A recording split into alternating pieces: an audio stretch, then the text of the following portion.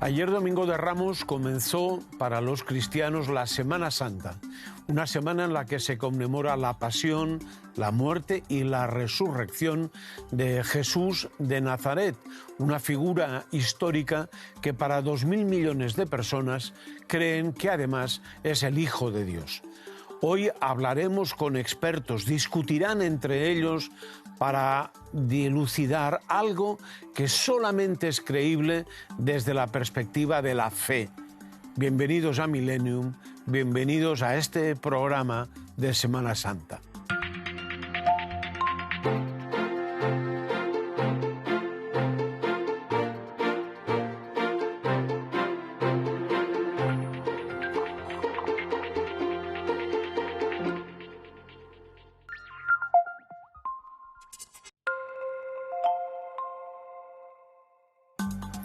Voy a decir algo de entrada que yo tengo dudas, pero lo voy a decir y voy a explicar el porqué.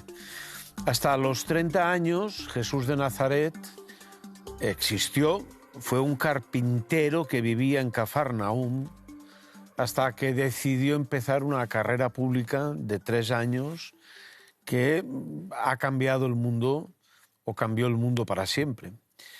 Tengo dudas porque los evangelios, a partir de los 12, más o menos, dejan de hablar de ese Jesús de Nazaret y retoman cuando empieza su vida pública. Por tanto, no estoy muy seguro. Ahora bien, en Israel siguen excavando, siguen investigando en busca de las huellas de Jesús y también de los antiguos judíos para descubrir quién fue ese hombre llamado Jesús de Nazaret. Nadie o casi nadie pone en duda su existencia. Otra cosa es las fechas. Lo del 25 de diciembre, no es exactamente esa fecha. Parece ser que nació un año o dos antes. Hay toda una especie de cosas a confirmar y a desmentir. Pero hoy en nuestro programa lo que nos interesa es perfilar otros temas. Hay 2.000 millones de personas, más o menos, en el planeta Tierra que creen que Jesús de Nazaret, el hijo de María y de José el carpintero, es hijo de Dios. Y entonces ya para empezar esos términos de hijo de Dios son algo complicados. ¿Cómo es posible que Dios tenga hijos? Lo que pasa es que, además, ese Hijo de Dios es Dios en una representación humana. Todo, francamente, a veces difícil de explicar y a medida que pasa el tiempo, más todavía, porque nuestra capacidad de imaginación o nuestra capacidad de creencia, yo diría que va en baja. Tenemos 4 invitados, como siempre, y a mí me gustaría presentárselos inmediatamente para empezar el debate de quién era ese Jesús de Nazaret que esta semana vamos a recordar su pasión, su muerte y su resurrección, que esa es la fiesta más grande para los cristianos de toda la historia, de todo el año me refiero, de todo el ciclo que recoge la vida de Jesús. Primer invitado, el señor Roger Armengol, psiquiatra, ahora jubilado, hay que decir, o no, yo no lo diría. Sí, como soy jubilado, pues lo digo. Pero un psiquiatra siempre sigue siendo psiquiatra, igual que un cura sigue siempre siendo un cura. Pero jubilado quiere decir que ya no ejerzo propiamente. Vale. Pero ahora ejerce de escritor. Eso sí, y de lector. ¿Qué es más importante, leer o escribir? Yo creo que leer. Yo también. Este es el libro del señor Armengol, editado por Ediciones Carena, que se llama, clarito, Creer en Dios o creer en Jesús. Hay un subtítulo que tiene que explicarme, Aldo Conti y las memorias secretas del cardenal Martinetti. Sí. La acción del libro está situado en el año 2040. la acción. Y lo que se dice se publica en el año 2065. ¿Por qué? Pues porque estos dos señores, en la ficción, que yo los aprecio mucho, son dos cardenales de la Iglesia Católica. Y esto está situado en el futuro para que no hayan referencias que a veces son tontas, estúpidas, con el presente. Por eso lo sitúo en un futuro hipotético. Pero yo lo que me merece mucho respeto es que usted escriba un libro sobre creer en Dios o creer en Jesús cuando usted es agnóstico. Sí, sí, pero esto tiene, hasta donde yo sé de mí mismo, tiene una cierta explicación. Hace muchos años, como 20, cuando yo empecé a trabajar para escribir un libro sobre la felicidad. La felicidad, el dolor, ahora está publicado en Kindle. Felicidad, la moralidad y el dolor. Y entonces allí, para hablar de la felicidad y estas cosas, tropecé con Kant. Y yo no soy creyente, había leído los evangelios de mayor y me impresionaron los evangelios. Me siguen impresionando. Yo recomiendo a los no creyentes que lean atentamente los evangelios, pero que sepan que están leyendo una narración legendaria. Es decir, que procuren no atascarse, por decir algo, en los constantes milagros de Marcos, si empezamos por Marcos. Hay que descubrir las perlas escondidas, que hay muchas. Jesús es un personaje impresionante. Yo creo que, como ha dicho el presentador, no solo ha tenido importancia en el pasado y en el presente, sino que mi vaticinio es de que lo seguirá teniendo y mucho en el futuro, conjuntamente con otros. Sócrates, por ejemplo. Bueno, voy a la pregunta. ¿Y por qué hablo yo de Jesús en este libro y tanto? Y también lo venero casi a Jesús en este libro. Pues porque tropecé con Kant y me di cuenta que Kant era un luterano estricto, pero estricto. Hay que leer su libro sobre la religión para darse cuenta que este hombre era rígido, estricto, obsesivo, se podría decir. Y entonces me di cuenta que era un estricto seguidor de Pablo el apóstol. El que se cayó del caballo. El que se cayó del caballo y se le apareció Jesús después de resucitado. No solo eso, sino que a Pablo, el mismísimo Dios, le encomienda una misión. Me fui a leer a Pablo y me quedé muy sorprendido, pero mucho, porque Pablo es una persona que no se parece para nada al Jesús evangélico. Volví entonces a leer los evangelios y me di cuenta de que Jesús es un personaje extraordinario y Pablo es otra persona que lo que le interesan son el saber de Dios, lo que Dios dijo o piensa. Jesús nunca. A mí una de las cosas que usted destaca y que yo también destacaría es esa capacidad de Jesús, su preocupación para evitar el dolor. Uh-huh. No quiere que la gente sufra, no quiere por nada del mundo que haya enfermos. Este es el eje. Es el eje. Este es el eje y además el eje de... Yo entiendo que la ética, lo voy a decir en un libro que va a salir ahora sobre el mal y la conciencia moral. Es la ética que a mí me parece más consistente, la que se puede extraer de Jesús, porque hace del dolor el eje de su propuesta ética. El dolor y su remedio. Es el único, vamos a decir así, maestro de ética. Él era un religioso, era un profeta. Pero como maestro de ética es el único que yo conozca que se ha ocupado del dolor de los humanos. El único con seriedad. Yo le agradezco todo esto, señor Armengol. Y ahora voy a contar una pequeña anécdota. Íbamos a hacer el programa y pensábamos los invitados. Y decíamos, esto no puede ser, no cuadra, tiene que venir a alguien que defienda claramente el Jesús, Hijo de Dios.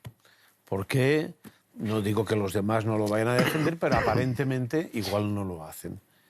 Pero ya después no ha defendido que Jesús es hijo de Dios, pero... No creo posible que fuera esto. Es imposible, según mi criterio. Dejémoslo y luego lo discutimos. Yo casi me podría ir, ya he dicho casi todo.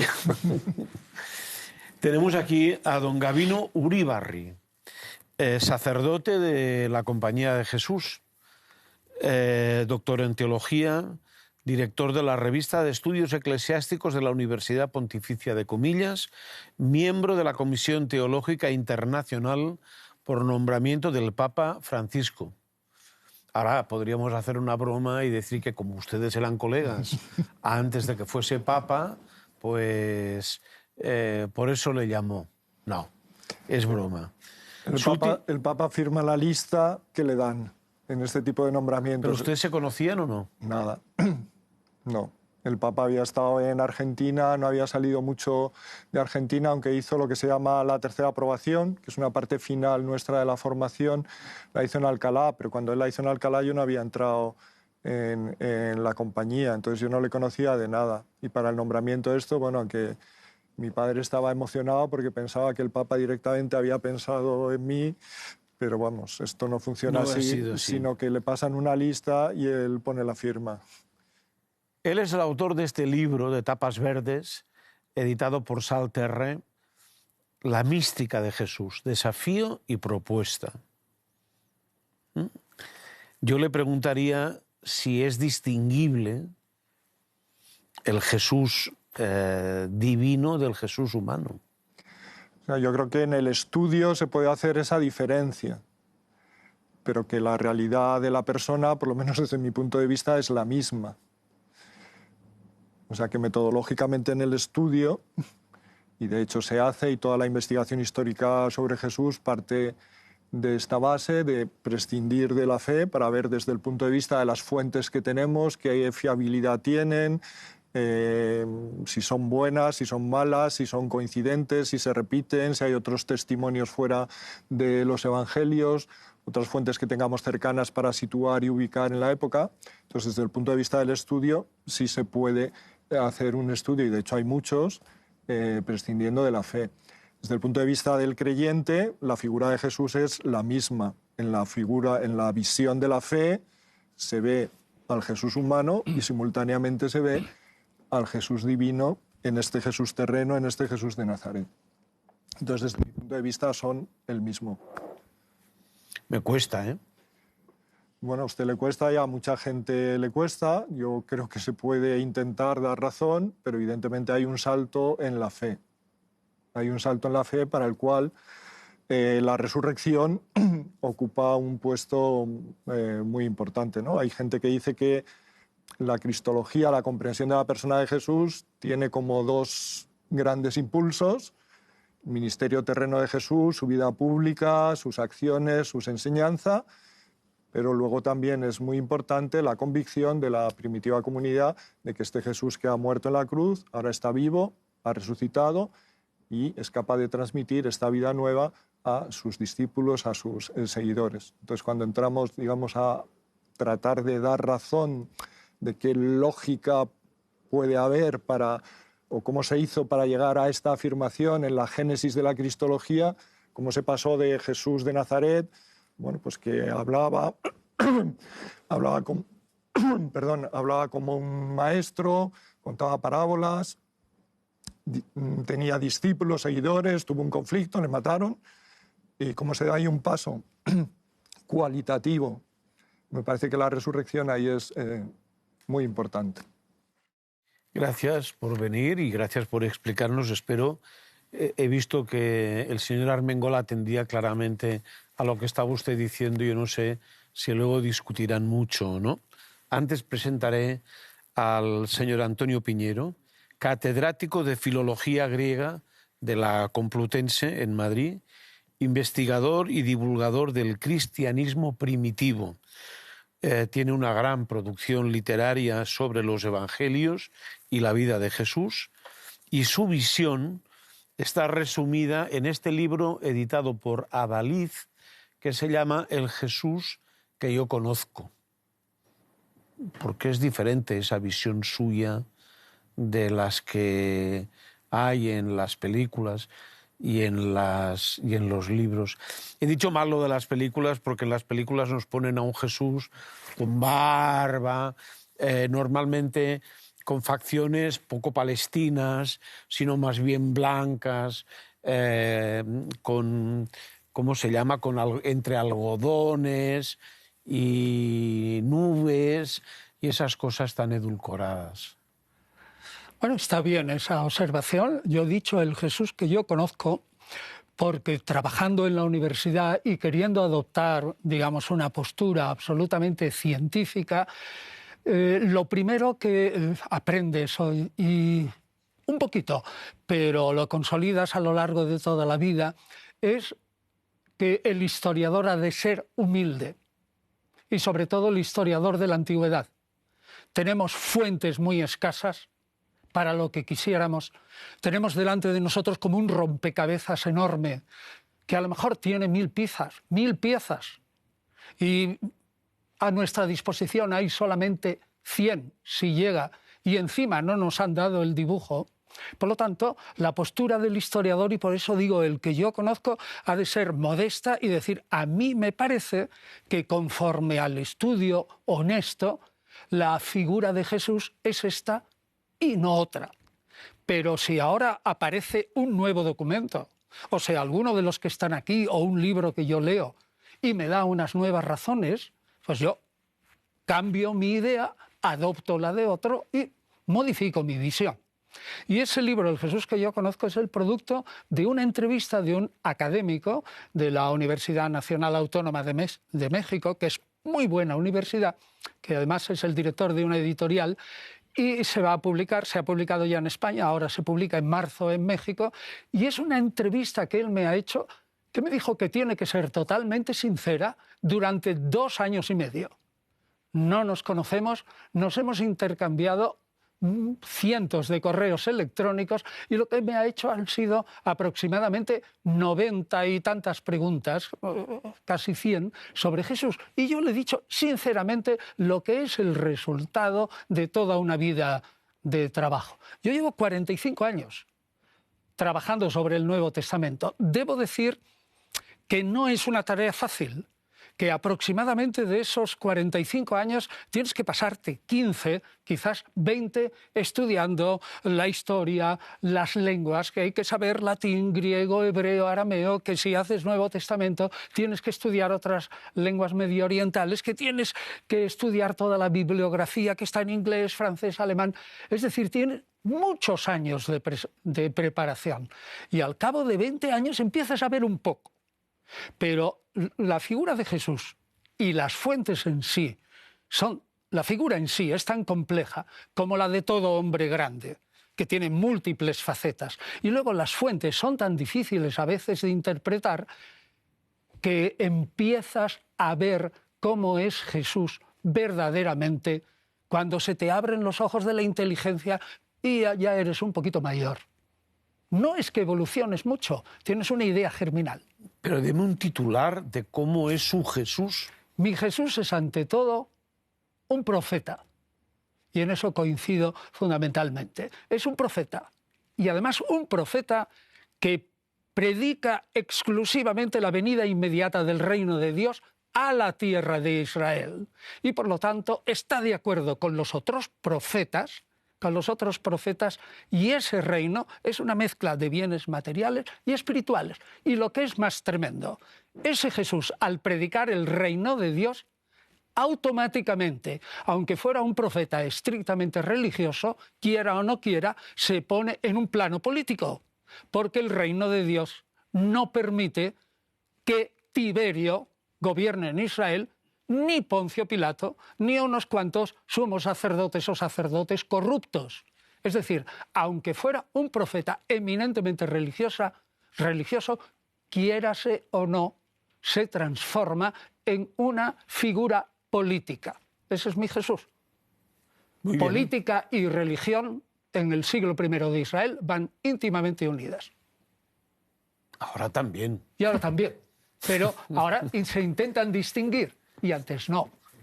Bueno, siempre echan mano de eso de a Dios lo que es de Dios y al César lo que es del César, pero aunque hay veces que están donde empieza una cosa y donde termina otra. Bien, pero si usted le dice ahora mismo a un señor en la calle, mire, desde el punto de vista del Imperio Romano, Jesús fue condenado justamente porque a los ojos de los romanos era un sedicioso.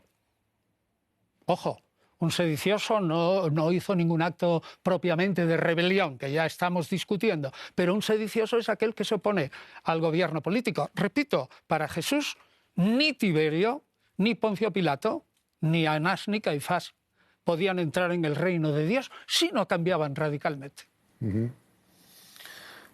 Vamos a avanzar. Me queda por presentar a la señora Marifer Ramos, que es doctora en Teología Dogmática y Fundamental, casi nada.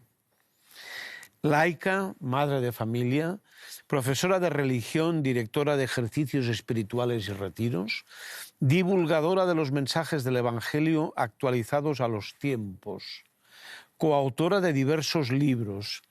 El último es este, San Francisco y Santa Clara nos cuentan su vida, que está editado por la editorial Edelvives, ¿no? Hay otros, tengo aquí el de Teresa de Jesús, nos cuenta su vida, San Vicente y Santa Luisa nos cuentan su vida, y otros, ¿vale? Pero en este caso concreto, evidentemente, yo le voy a preguntar algo, ya que usted es especialista en teoría, en teología dogmática. ¿Cuál es la esencia universal y moderna que podemos encontrar o descubrir en el Jesús de los Evangelios? Una buena noticia. O sea, claramente para mí la esencia de todo el Evangelio y la esencia de la persona de Jesús es una buena noticia y en la que podemos conectar desde el punto de vista de la investigación histórica o desde la psiquiatría, la filosofía, pero cuando conectamos desde lo más hondo de nosotros, desde nuestra dimensión espiritual, se produce en nosotros un cambio, una transformación, una energía, un dinamismo que cambia la vida. Entonces las personas, cuando conectamos con eso, cuando recibimos como don y como regalo eso que se puede llamar fe y que es, digamos, es que yo trabajo con imágenes continuamente, pues es como una explosión de energía vital y espiritual que ha llevado pues, a miles de personas, por ejemplo, pues, a dar su vida por el prójimo. Eso es lo que encuentro en el Evangelio y me parece que actualmente lo que tenemos que hacer es traducir esa buena noticia. Es decir, niños, jóvenes, personas alejadas, etcétera, lo que se pueden encontrar es un lenguaje que nació en un contexto judío, unas categorías del judaísmo y tenemos que explicárselo. Yo, si me permite, pongo un ejemplo muy simpático, que es que dando clase, cuando estábamos trabajando la parábola del grano de mostaza, pues uno de los alumnos, con todo su encanto, dijo, será un sobre de mostaza. No, claro, es que para un niño la categoría grano de mostaza no le dice nada. Entonces yo trabajé con los alumnos, vamos a ver qué hay en vuestro contexto, en vuestra vida, que es muy pequeñito, muy pequeñito, pero que nos asombra por el dinamismo que tiene. Y entonces ese niño dijo, el chip, la tarjetita de mi teléfono móvil. Ese niño había entendido. Entonces, cuando entiendes esa categoría, puedes ver en tu vida otros mensajes del Evangelio empiezan a ser significativos y cuando tocan nuestra vida, algo ya se mueve por dentro. Hoy en lugar de reportaje, vamos a ver un fragmento de un reportaje de otro programa de esta casa que se llama Pueblo de Dios y que tiene que ver con Jerusalén, con una peregrinación y con las ruinas y los tesoros arqueológicos que descubren los peregrinos al Israel de toda la vida. Vamos a verlo y seguimos, porque a mí me gustará escuchar a nuestros invitados. La infancia y juventud de Jesús transcurre en Nazaret con sus padres. Al alcanzar la vida adulta se traslada a Cafarnaún, la ciudad más importante de Galilea en aquellos tiempos. Cafarnaún, San Mateo la llama la ciudad de Jesús, no porque hubiese nacido en ella, sino porque se va a instalar para toda su vida pública, y esa expresión es muy gráfica, porque no solo va a acercarse algún que otro día, sino que aquí sin duda reside. Situada en la orilla norte del lago Tiberíades, Cafarnaún era una rica y populosa ciudad atravesada por la Vía Maris de los romanos. Una calzada que facilitaba el intenso comercio con Siria, Fenicia y Asia Menor. Contaba con guarnición militar y aduana. Sus habitantes se agrupaban en pequeños grupos familiares con sus comercios, instalaciones agrícolas, sinagoga y cementerio. Se dedicaban principalmente a la agricultura y a la pesca. Cafarnaún es el centro de la actividad apostólica de Jesús. Identificar la casa de Pedro entre todas las que forman el poblado ha sido muy sencillo. Sobre ella se han ido construyendo a lo largo de los siglos distintos templos para honrar el lugar en el que vivió Jesús con sus discípulos. Cuando llegamos a Cafarnaún, si no se tiene una vista previa o se ha venido otras veces, la sensación que yo encuentro en los peregrinos es de sorpresa. Ver ahí unos paredones negros de piedra basáltica, todo ruina. Solo esta reconstrucción de la sinagoga, pero básicamente evangelio en estado puro. Jesús ha sido torturado por los militares. La autoridad civil pretendía soltarle tras el escarmiento físico, pero los líderes religiosos querían su ejecución, querían eliminarle. Jesús camina hacia su propia muerte cargando con el instrumento homicida, con la cruz.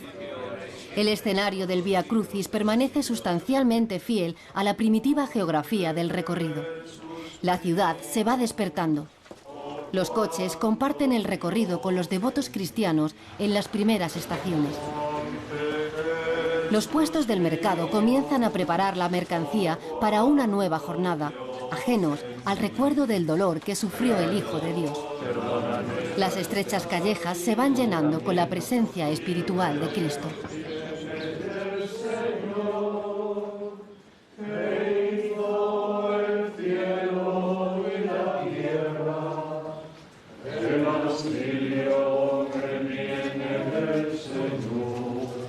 El sol ya ha despuntado.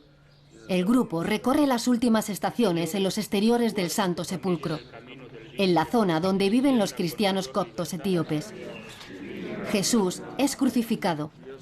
Jesús muere en la cruz. Jesús en brazos de su madre y finalmente Jesús es sepultado.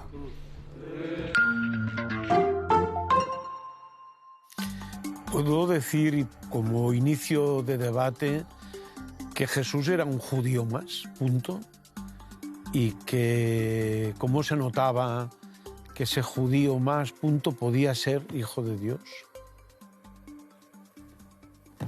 Yo pienso que ciertamente la investigación hoy sí que parte de la base de que Jesús era judío y tenemos que situarlo en ese ambiente para poder entenderlo y para poder contextualizarlo.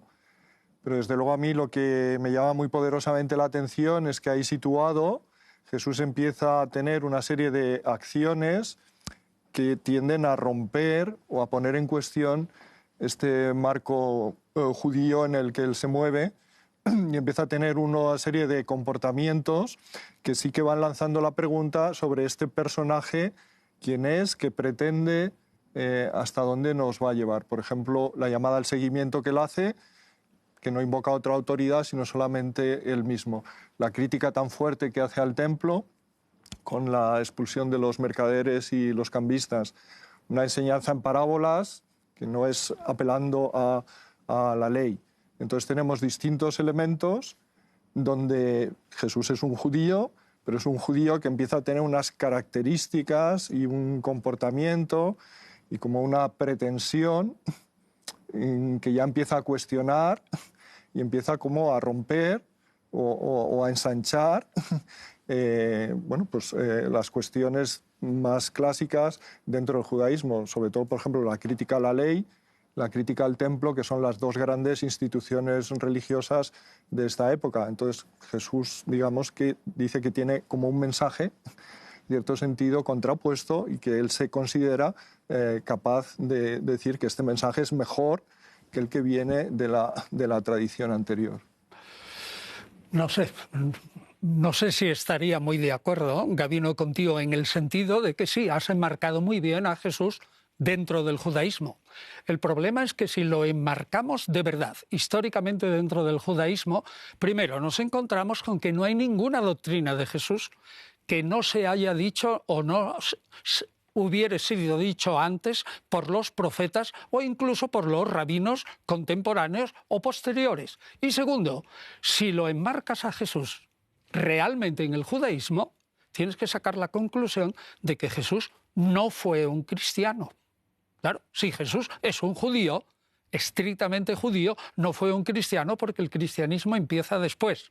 Yo creo que esa es una gran consecuencia y a partir de ahí debemos investigar en qué sentido Jesús rompe, como tú insinúas un poco, los marcos del judaísmo. Yo creo que ni la crítica a la ley, ni la crítica al templo es en el Jesús histórico de ninguna manera rompedora con el judaísmo. Sí, estoy completamente de acuerdo. Claro, yo no soy un experto, yo soy un lector de expertos, entre otros de Antonio Piñero. Pero a mí me parece que no estoy en contradicción con lo que acabas de decir, Antonio, que quizás se la pueda tener como un reformador teológico y filosófico del judaísmo. ¿En qué sentido? Por ejemplo, el Dios de Jesús es completamente diferente al Dios de Pablo. Por ejemplo, el Dios de Jesús es un Dios perdonador, amigo, amable, al que él llama Abba, que supongo que se podría considerar que es algo así como papá o parecido, ¿no? Padre, amistosamente, pero vale, de acuerdo. Yo no diría papá porque alguien derivaría a papaíto. Y... Pues mejor que a partir de ahora... Padre, ya he aprendido, bueno, he aprendido puedes decir algo. papá con tal de que nadie se deslice padre a en un papaíto. sentido amistoso me parece excelente. Pero este no es el Dios de Pablo, ni es el Dios del Antiguo Testamento. En este sentido digo que se le puede tener como un reformador teológico y, por supuesto, filosófico en el sentido ético de las costumbres de su tiempo. Él se pelea, aunque es amigo, y quizás él en su origen es fariseo, se pelea con los fariseos. En relación con la divinidad, de que aquí también se ha hablado, yo tengo la impresión, por mi lectura de los evangelios y de los expertos, que Jesús es un predicador, es un profeta que anuncia la buena nueva. ¿Y cuál es esta buena nueva? El fin de los tiempos, que esperaban todos los judíos de su tiempo, la mayoría de judíos de su tiempo.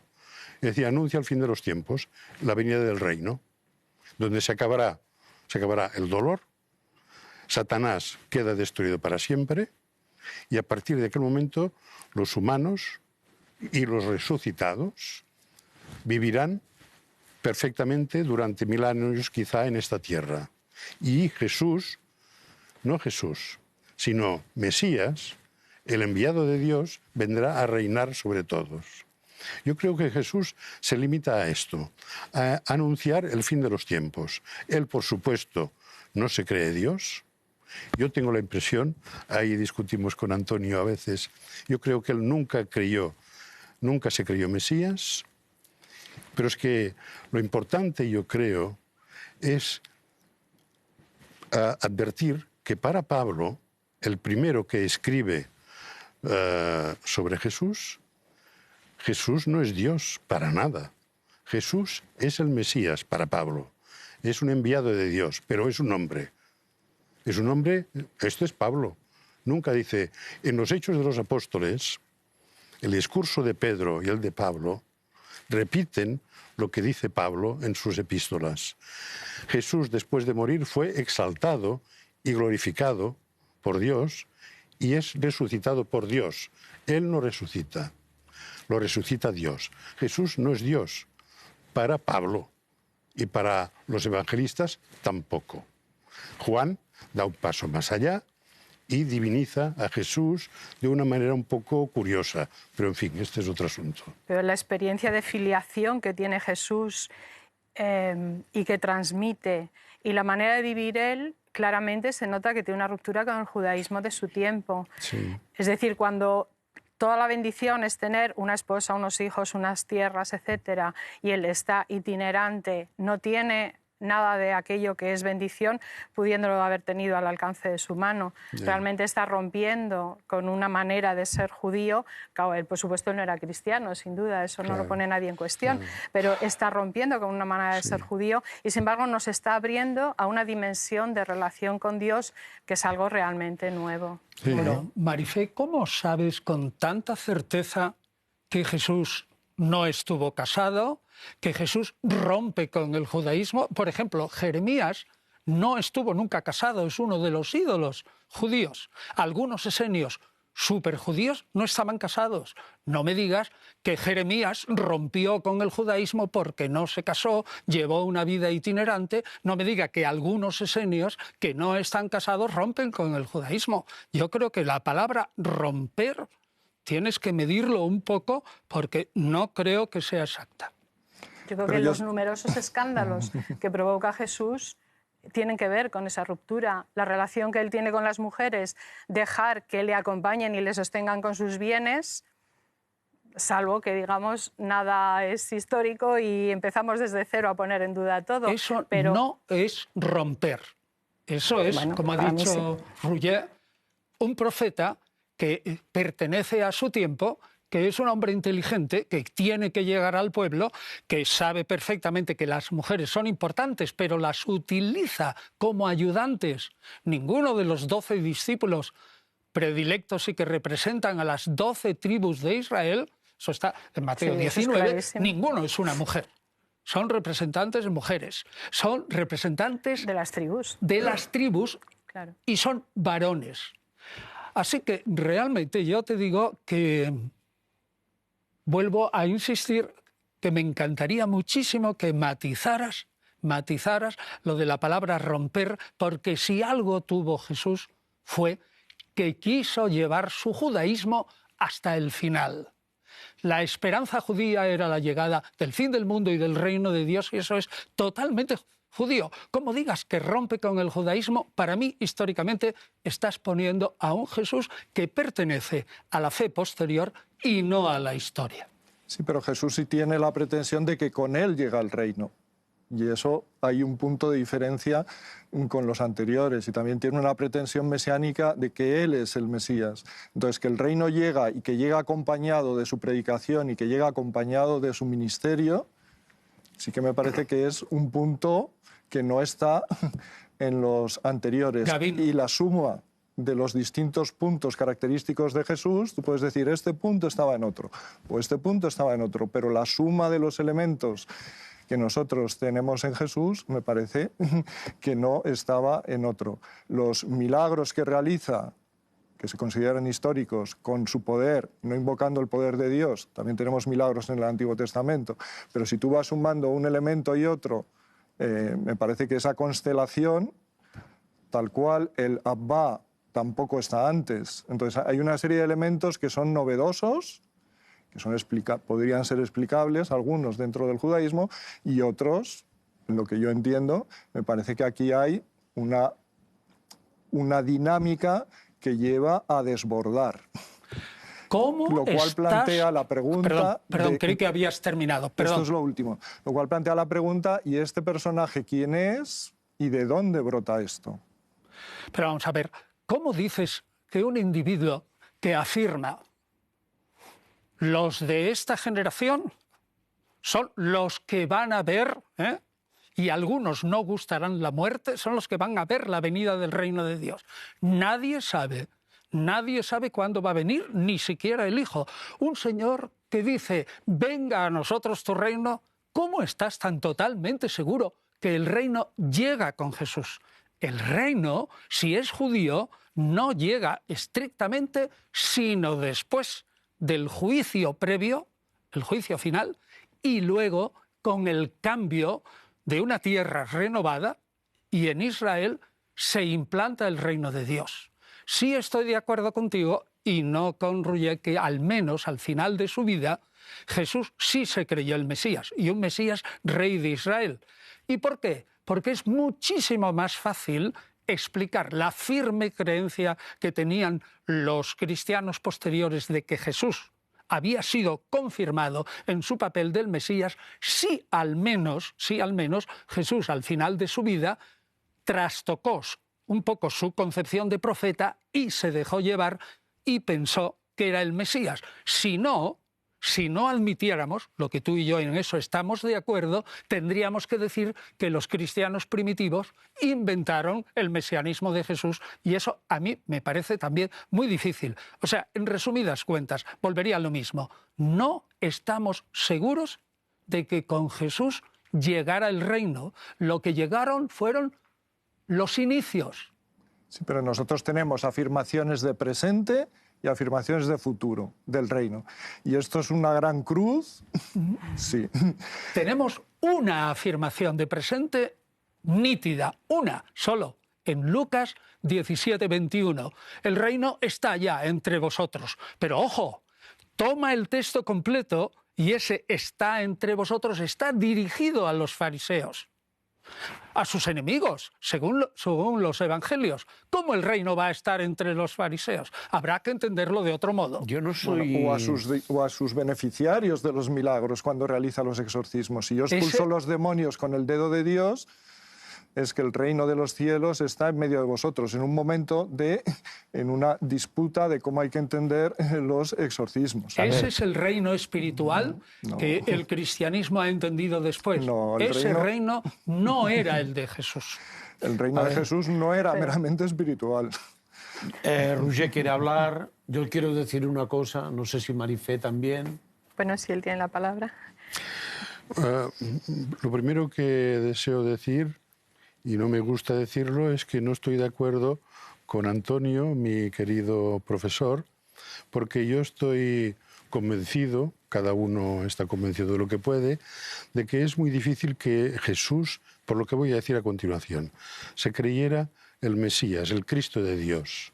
Un hombre sabio, como creo que él era, no pudo creerse que él fuera el Cristo de Dios. Es fácil. ¿Por qué no se podía creer? Porque el Cristo de Dios, tal como lo pensaban los judíos de su época, y seguramente él mismo, era un ser invulnerable. El Cristo de Dios es un enviado de Dios, o un suscitado por Dios, que es el que se convierte en rey del universo. Y es invencible, tiene un poder extraordinario, es la mano de Dios, es la gente de Dios, que va a poner el mundo patas arriba con violencia o sin ella. Y, por tanto, un ser de esta categoría no puede ser vulnerable. Y Jesús se sabe vulnerable. Y al final también, cuando es condenado, cuando es tratado mal, él lo ve clarísimamente. Además, los evangelios, y a eso voy, los evangelios dicen constantemente que huía. Por ejemplo, creo que Juan 6 veces explica literalmente que escapó, huyó, porque lo mataban. Lo dice 6 veces. Lucas, Marcos también hablan de esta situación. Lo que se ha suscitado el tema de los milagros, entre otras cosas. Yo creo que es fundamental tener una idea clara de cómo leemos los evangelios. Los evangelios nos transmiten un Jesús real y un Jesús ideal, mitad real y mitad ideal. Supongo que hay acuerdo, al menos entre nosotros, que los evangelistas estaban escribiendo un personaje legendario. Supongo.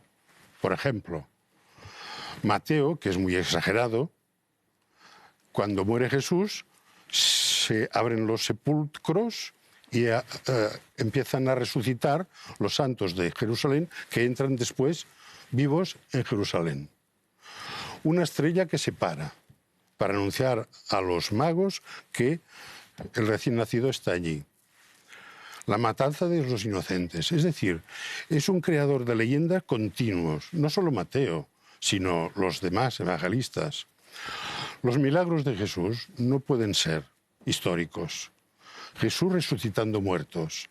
¿Cómo puede ser que un hombre que tiene el poder de Dios para resucitar muertos tenga que escapar para que no lo apedreen? Esto es imposible, no casa, no casa. A mí lo que me llama la atención en los evangelios, que yo creo que hay una ruptura con todo lo anterior, es con las bienaventuranzas.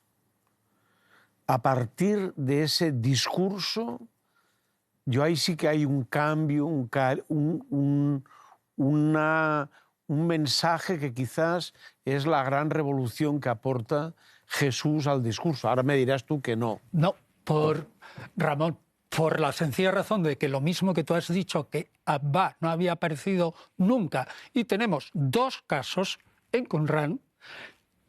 El manuscrito de la cueva 44Q525 es unas bienaventuranzas que son muy similares a las de Jesús.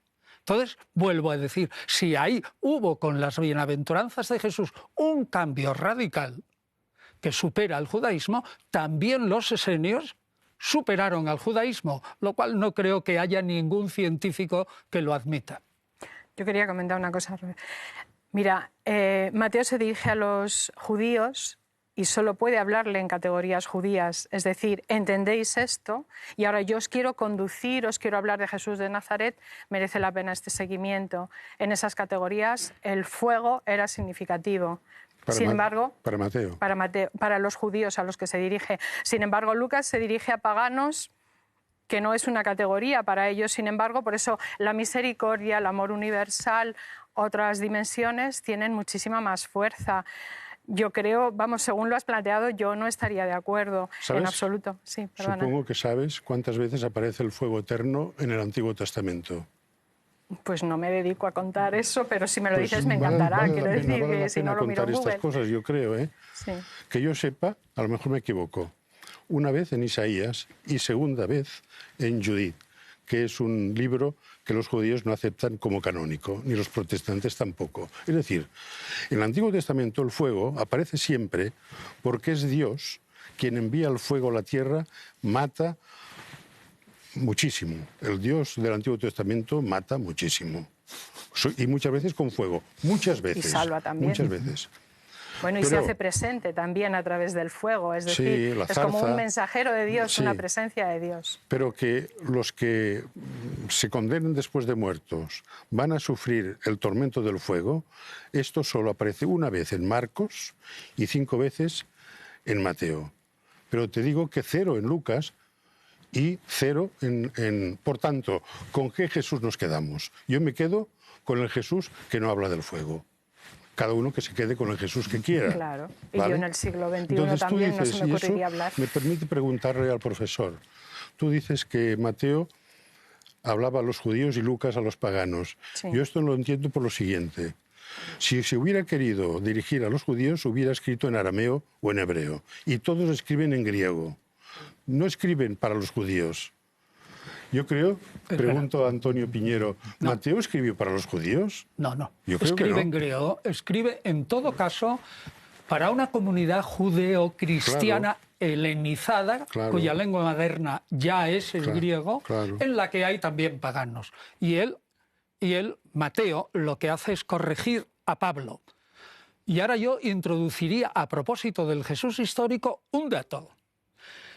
Todo aquello que en los evangelios aparezca Jesús como rompiendo el judaísmo, se debe indirectamente a una influencia del pensamiento de Pablo, que, como ha dicho Rulle, claramente tiene y muestra una gran ruptura. Con otras palabras, el Jesús no judío que rompe con algo es un judío más paulino que el Jesús histórico. ¿Creación de Pablo? Influidos los evangelistas, que son todos paulinos, y es más, te diré, entre paréntesis te diré, ¿has reflexionado alguna vez que el Nuevo Testamento es prácticamente todo paulino? Y que es el testimonio no del fundamento del cristianismo, sino el testimonio de un fundamento de un cristianismo, que es el paulino. Con eso está dicho todo. en el Nuevo Testamento hay mucho judeocristianismo con tal de que acepte las normas intelectuales de Pablo respecto a la divinidad de Jesús después de su resurrección, que pasa a ser un ente divino. Pero todo el Nuevo Testamento, repito, es obra de ese influjo de la personalidad de Pablo que magnifica y engrandece la figura de Jesús. Ciertamente Pablo tiene mucho influjo, pero tenemos también el corpus joánico, y tenemos también los sinópticos. Y, por ejemplo, en la Última Cena, ahí tenemos también una actitud de Jesús y una comprensión de Jesús, de su persona y del sentido de lo que va a ser su entrega.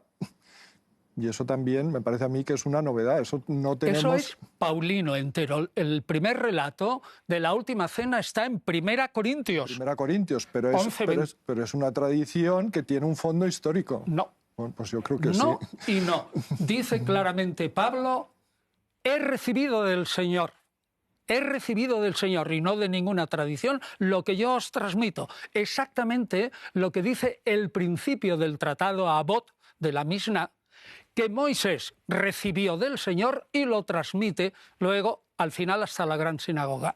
Luego no es una tradición comunitaria de ningún modo. Bueno, pues en eso no estoy de acuerdo. 4 minutitos. Y como esto también habrá que acabarlo, a mí me gustaría que la misma pregunta sirva para los 4. A mí me gustaría que me contasen ustedes cuál es su Jesús, porque una de las cosas que me ha parecido interesante es que van saliendo visiones distintas según los evangelios que tomemos de esa figura de Jesús. Usted antes ha hablado, yo soy del siglo XXI, por tanto, hay un Jesús que me interesa, no sé qué. Me gustaría que me contasen, a usted también me gustaría que me lo contase, cuál es el Jesús de cada uno para hacerme una idea al respecto. Si quiere empezar usted y hacemos el círculo al revés en esta ocasión. Pues yo diría el eje de mi vida, el centro, lo que da sentido a mi vida, la experiencia más gratificante que tengo desde que soy niña, el ser, por decirlo así, que me ha acompañado en los momentos más duros y difíciles y que me ha proporcionado las mayores satisfacciones, y con lenguaje de hoy sumamente sencillo, yo diría es mi viejo amigo y compañero de camino. Para mí, toda la vida he dedicado 43 años a la enseñanza y ahora a través de los libros, etcétera, porque que crean o no crean, a mí me encantaría que por lo menos que haya esa especie de hilo afectuoso que les une con Jesús de Nazaret, por si algún día tienen la suerte de encontrarse con Cristo. Para mí es Jesucristo. Este es el libro de Marifé Ramos, que es la que nos ha hablado, uno de los libros. San Francisco y Santa Clara nos cuentan su vida. Antonio Piñero, que también tengo aquí el libro, El Jesús que yo conozco, de Adalid. Bueno, debería decir, Marifé, me encanta lo que has dicho, a mí me gustaría poder decirlo. Me encantaría poder decirlo. Pues se lo pediré a Dios cada día, le diré, encuéntrate con Antonio. No lo puedo decir. ¿Cuál es mi Jesús? Pues para mí ha sido un hombre muy grande, un profeta de Israel, quizás uno de los más grandes al menos, y es mi objeto de estudio. No lo creo aplicable, mi Jesús no es aplicable totalmente al siglo XXI. No. Ya está. Mi objeto de estudio, nada más. Don Gabino Uribarri, jesuita, la mística de Jesús, Salterrae, ¿cuál es su Jesús? Para mí Jesús es el Hijo de Dios que nos revela el auténtico rostro de Dios, que es un Padre y que nos invita a vivir como Él vivió una vida filial de relación con Dios desde la confianza y desde la entrega. Roger Mengol es el autor de este libro, Creer en Dios o Creer en Jesús, editado por Ediciones Carena. Y ahora le toca a él contarnos cuál es su visión de Jesús. Yo me siento cerca de lo que acaba de decir Marifé. Para mí, Jesús es una compañía extraordinaria, excelsa, pero quizá no única, pero quizás te diré que la más excelsa. No es la única, porque Sócrates es otro sabio enorme. Yo pienso que hay más sabios, no muchos, pero por ejemplo fue sabio el poeta latino Horacio, el filósofo Spinoza, y hay alguno más de sabio en este mundo. Pero Jesús, yo entiendo que por lo que yo leo y tal como leo los evangelios, fue un hombre excepcional, muy sabio, muy inteligente, y que lo que él dice y lo que él hace es un ejemplo para todos. Y tengo la impresión, y esto lo digo en un libro que voy a publicar, va a salir en 2 o 3 meses, propone una ética muy consistente. Tal vez la ética más consistente que ha habido, y no sé si habrá. Pero para mí es un personaje de futuro conjuntamente, no él solo, no, con Sócrates, otro gran amigo mío. Estos son quizá las mejores compañías que yo tengo, aparte de las vivas. Digo, compañías de los difuntos. Yo. Pueden ustedes también preguntarse en su casa si creen, no creen, y quién es Jesús para ustedes. A lo mejor, siguiendo el consejo del señor Armengol, habría que ir a la Biblia y releer y escuchar. A lo mejor llegamos a conclusiones interesantes. Les he dado los 4 libros porque yo creo que también de ahí pueden sacar algunas respuestas a esta misma pregunta que nos hemos hecho. Gracias a los 4 por aportarnos sus opiniones. Gracias a ustedes por seguirnos y les esperamos en el próximo programa. Hasta entonces.